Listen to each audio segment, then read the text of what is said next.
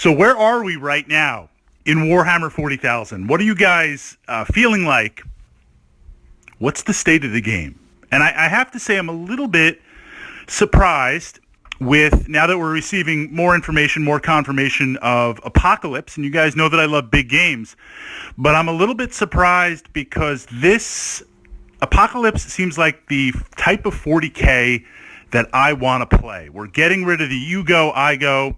There's multiple interactions and activations in terms of units, detachments, whatever we want to call it. Mission generators, scenarios, different ways of exploring the game. Essentially bringing in a lot more models and streamlining a lot. This feels like what 9th edition 40K should be. And certainly what we see with Games Workshop, and this is coming from the experience of someone who not only has played 40K and continues to play 40K, but I've seen my way through various editions of 40K. And I'm going to put aside for a second what I think was the best edition or how those editions played out. But what we see, and this is the duality, the rules for Games Workshop, their games, yes, absolutely, they could be better. But when I say better, from what perspective? I don't mean this disrespectfully. You guys know I'm in there, right? I'm in there. I'm playing. 40K is a beer and pretzels game. It's not a serious war game. You want serious, go play historicals. Go play Chain of Command. You want a really tight rule set, go play Battletech. One of the reasons I think most of us are in 40K is to have a serviceable set of rules, an excuse to play with our models, our toys, and create that narrative. So it needs to be a little relaxed. It needs to be a little bit open on there. And this is where the player personality and the player contract, you playing with your friends and kind of making house rules, deciding things in the moment, that is paramount to 40K. So as a result, and I want Games Workshop to continue this. Well, first I want my Blackstone Fortress models, but I want Games Workshop to continue this. They keep releasing new models, new kits, various figures that are out there.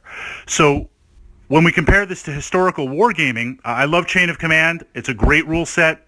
World War II time period, you're not really making much money off Chain of Command once you have the various army lists and pieces in there, because there's only so much tech that is utilized in that time period. You're not going to drum up a new type of tank on there.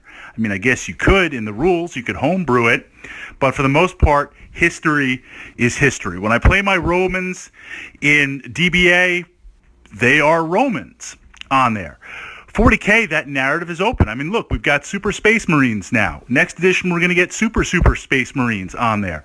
That ability to innovate creates new rules, constantly injects new stuff into the game. But now we get into not only mission creep, but rules creep, where things become more powerful, faster, bigger, better. Older units, not as potent. You know, we see the various army tiers 1, 2, and 3. It's very, very polarizing in the game. If you play from a strictly competitive point of view, this creates some challenges. So the life cycle of 40K is 4 or 5 years or so. And then it needs to be a reboot. Everything needs to be kind of not so much stripped down, but brought to a new baseline. And now we see new books, we see new models, we see new factions being released, and this power creep continues. So from my perspective of a wargamer, early edition is very, very exciting. Everything's new, everything's kind of zeroed out on there, almost like a 40K Jubilee, and everyone's on the same page. Then once we're about a year or two in, you start to see some stratification. Certain armies move to the top, certain armies move to the bottom, but there's still room to navigate and negotiate. You start getting some more kits, you start getting some new stuff.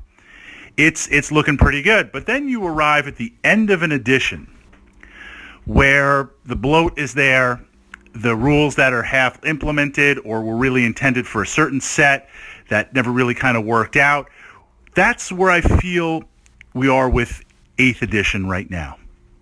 But right around the corner for a new edition of 40K soon. And I was really surprised that we haven't really heard any rumors yet, or there haven't really been any whispers of that, pushing that out there. Leave advancing the timeline aside for a moment. It would be pretty cool if the Emperor was reincarnated. But now we get Apocalypse. And it wasn't... I was surprised because, not that Apocalypse was dead, I guess it kind of was, but that they would reactivate, or I guess, yes, exactly, reactivate Apocalypse. It's not a standalone game or a standalone format, say like Titanicus or Kill Team or Necromunda, things like that. It's a new version of 40K.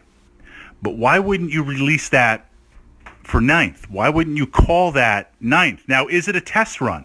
This is what's interesting. And of course, it's in Games Workshop's best interest to get us all playing Apocalypse, because we're just going to buy more and more models.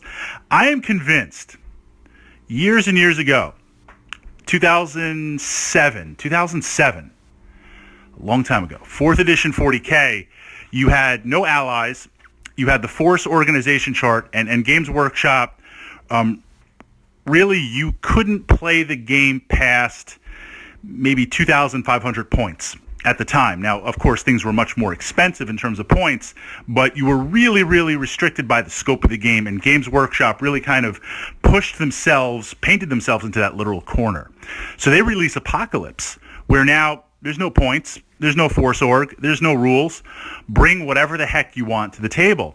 And of course, I immediately jumped on that because I love big games. I love narrative games. It's that role-playing aspect in there. But what I realized, or I was thinking to myself, this is where Games Workshop wants things to go. And if they just drop regular 40K, there's going to be a lot of really pissed off players. And the game was much smaller then. There wasn't as much crossover in the wargaming community. And what I mean by that is today, I bet you, if you are part of a gaming group or a gaming club, whether it's Basement Battle Reports or at a shop or something a little more formal like a physical club, there is a lot of crossover. There is a lot more competition. I'm willing to bet, listening to this podcast, you probably play a role-playing game. You probably play some board games. Probably play X-Wing miniatures on there. So Games Workshop needs to constantly be putting out new stuff, but more and more, and this is kind of crazy for GW because their old attitude used to be either get on board or get out, customer retention is key on there. So I think they were trying to move to Apocalypse, but back then in 2007, they realized we can't just make that break yet. We can't. And it took a number of years. If we look at the perspective of Warhammer Fantasy, that player base had gotten so small, the game had become so big, it was almost like, look, the game's going to peter out anyway, and we might as well reboot it. We might as well Sigmarize it. But 40K never got Sigmarized. So at what point now, it looks like we're going to get Apocalypse. They're going to support that for a while. They're going to ride that hype train. They're going to release some amazing kits and bundles for that, which they're already starting to do. But we still have 8th edition. We're still here with 8th edition 40K. When are we going to see 9th? What is it going to look like? And is there going to be a merge for Apocalypse? Is it going to be Apocalypse is another irony, two words that never go together, playtesting in Games Workshop. Are we going to get it where Apocalypse is really the pre-test vehicle?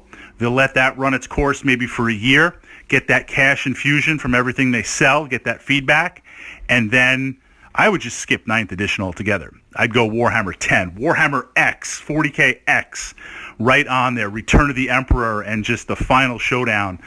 Have some way to like bring Horus back. 30K players are like, you can't do that. But I think that's one possible direction we might be heading.